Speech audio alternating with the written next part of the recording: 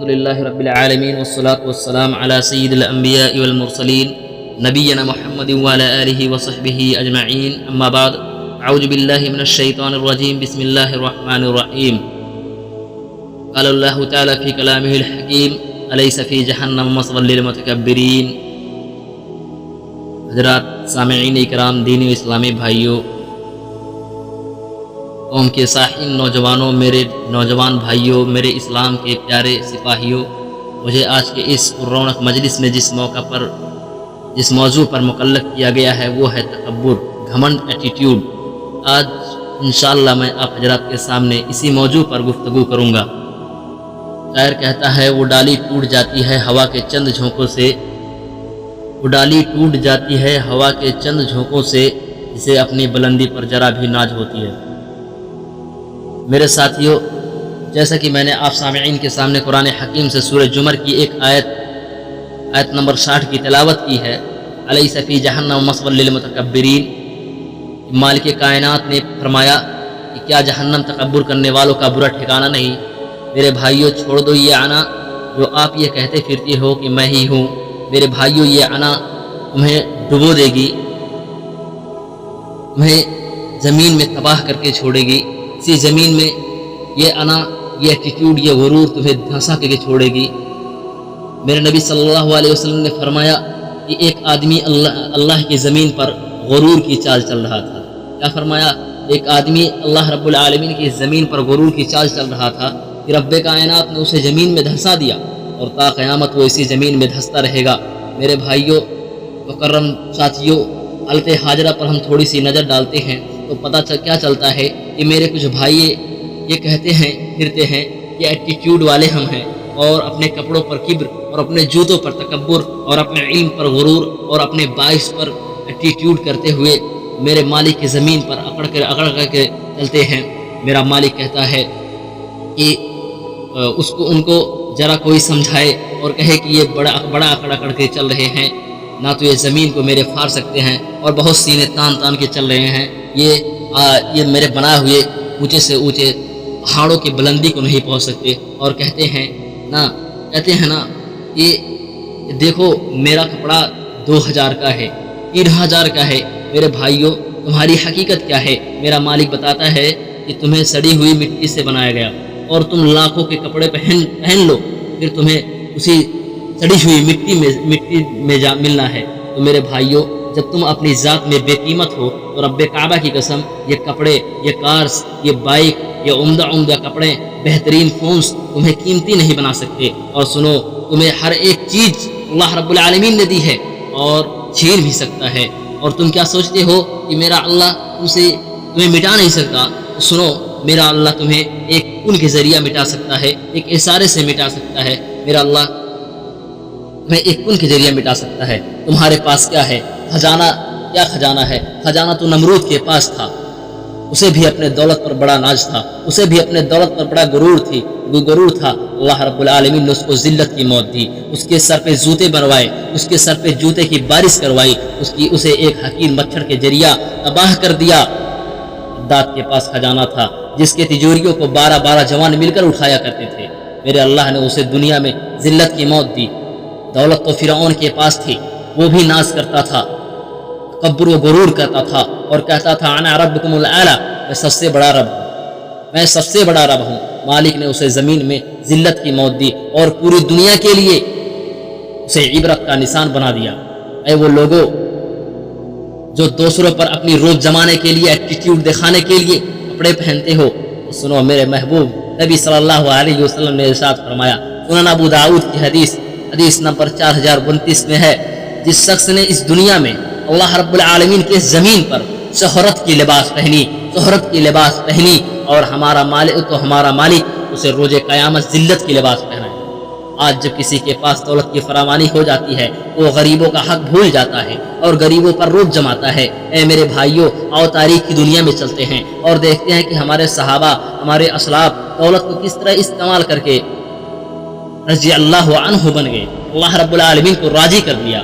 دوستو، دنیا کی مال جمع کر کے اپنے آپ کو گمراہ مت کرو، بلکہ اللہ رب العالمین نے آپ کو دولت عطا کیا ہے، تو آپ کو اس نے ایک موقع دیا ہے، آپ اس کے ذریعے اللہ رب العالمین کو راضی کرو، اور جب آپ ایمان کی دولت سے مالا مال ہو جاؤ گے تو دنیا والوں کو بھول کر اپنے اللہ کے بن جاؤ گے۔ آئیے میں آپ کے سامنے ایک ایمان بھری واقعہ پیش کرتا ہوں۔ یہ حقیقت امین الامت، اسے امین الامت کا خطاب دیا گیا، حضرت ابو عبیدہ بن جراح کی ہے۔ یہ حضرت ابو بکر صدیق رضی اللہ عنہ کے دوست تھے۔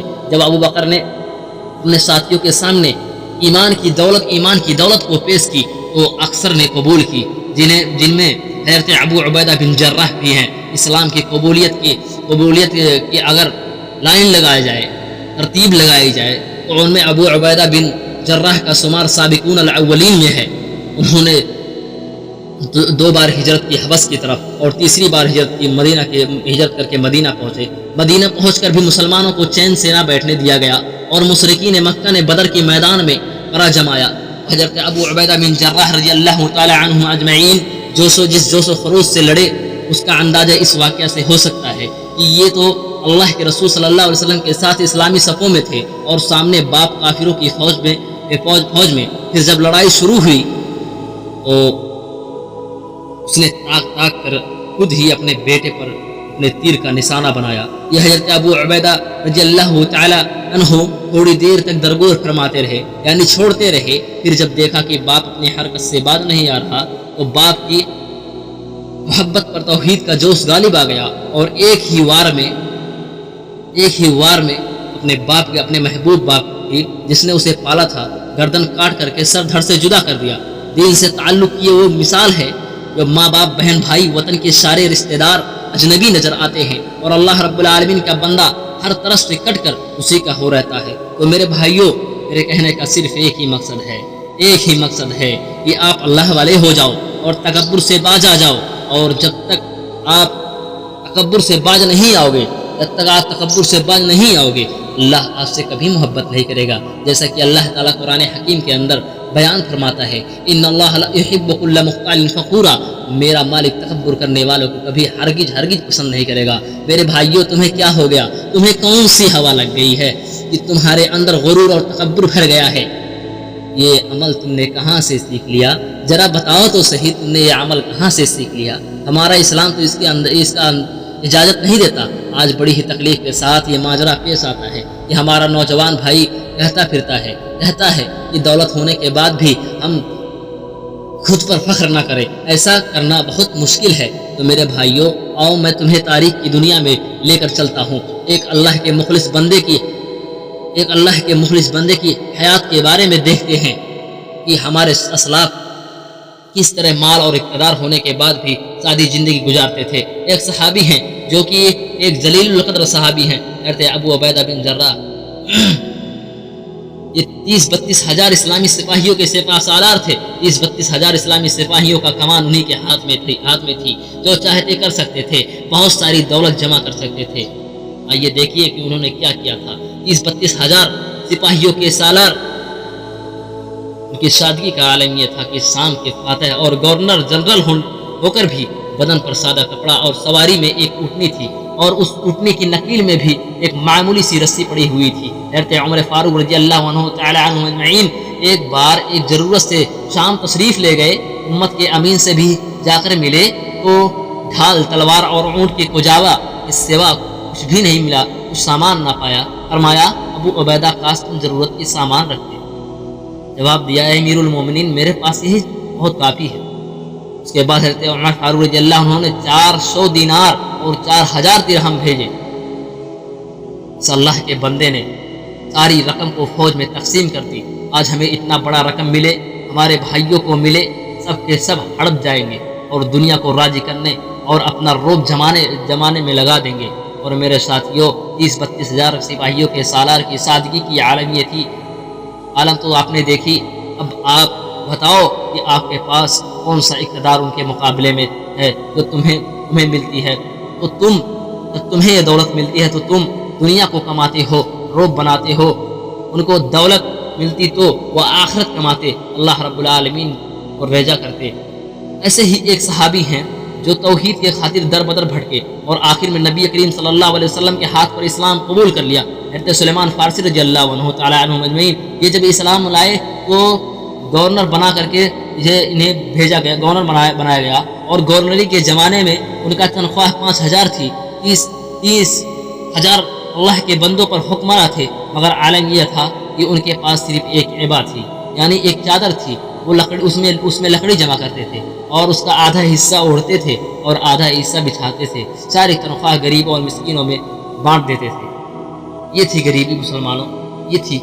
اور خود چٹائی بنتے اور اس سے جو ملتا اس سے بھی تہائی حصہ خیرات کر دیتے اور 1/3 حصہ بال بچوں کو دے دیتے اور 1/3 حصہ حدیث نبوی کے شوقینوں کو دے دیتے. ارے میرے بھائیوں ان کی سادگی کا یہ عالم تھا کہ اس وقت جبکہ خلیفہ وقت نے مدائن میں گورنر بنا کر بھیجا تھا، اس سادگی کا عالم یہ تھا کہ لوگ انہیں معمولی مزدور سمجھتے تھے. ایک بار ایک شخص نے گورنر صاحب کو معمولی مزدور سمجھ کر کہا یہ بوجھ لے چلو. انہوں نے اٹھایا اور لے کر چل پڑے. راستے میں جاننے والوں نے دیکھا تو پکار اٹھی کہ السلام علیکم یا امیر لائیے ہم پہنچا دیں. یہ آوازیں بلند کی. اب اس شخص کو بڑی شرمندگی ہوئی اور معافی مانگنے لگا تو فرمایا اس کو گھر پہنچائے بغیر نہ رہوں گا، اس میں مجھے نیت کی ثواب ملتی ہے. اب ہماری کیا حالت ہے؟ ہمارے پاس دولت آئی تو ہم غریبوں کا کام کرنے کی بات تو چھوڑو، ہم ان کے ساتھ بیٹھ کر کھانا بھی گوارا نہیں کرتے. میرے بھائیوں یہ تو ان کی زندگی کی حالت ہے. موت کا وقت آیا تو جب یہ بیمار ہوئے تو حضرت سعید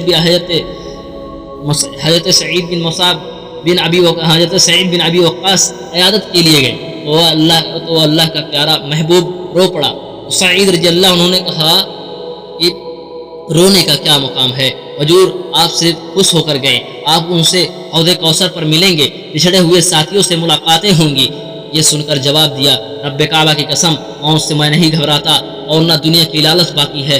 رونا تو اس بات پر آ رہی ہے کہ میں نے میرے محبوب سے ایک عہد کیا تھا کہ ہمارا سامان دنیاوی ایک مسافر کے سامان سے زیادہ نہیں ہونی چاہیے، لیکن میرے گرد اس قدر سانپ جمع ہے. سعد بن ابی وقاص اس کے بعد فرماتے ہیں کہ کل سامان جس کو وہ سانس سمجھ رہے تھے ایک پیالہ تھا، ایک لگن تھا اور ایک تسلا تھا. تو میرے بھائیوں جو کچھ تمہارے پاس ہے سب اللہ کا دیا ہوا ہے، تو اس پہ فخر کیوں کرنا،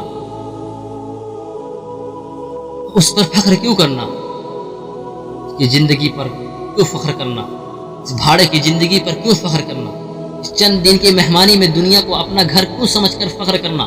میرے بھائیوں غرور اور ایٹیٹیوڈ مت دکھاؤ، یہ اللہ رب العالمین کی چادر ہے.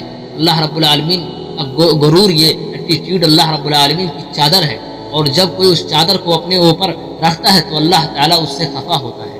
اللہ کے رسول صلی اللہ علیہ وسلم نے ارشاد فرمایا، مسلم کی روایت ہے کہ العظمت ازراری والتکبر والکبر ردائی من نازعنی فیہا لقیتہ فی النار. عظمت میری راہن ہے اور بڑائی میری چادر ہے. جو شخص ان دونوں کے بارے میں مجھ سے جھگڑے گا اسے میں جہنم میں ڈالوں گا. میرے بھائیوں میں اسی بات پر اپنی بات کی اکتفا کرتا ہوں اور میں اپنے اللہ رب العالمین سے دعا کرتا ہوں کہ مالک کائنات تو ہمیں تکبر جیسی بھیانک بیماری سے محفوظ رکھ. الہ العالمین ہمیں غریبوں کی مدد کرنے کی توفیق عطا فرما. اللہ رب العالمین ہمیں کبر سے بچا. وما علینا الا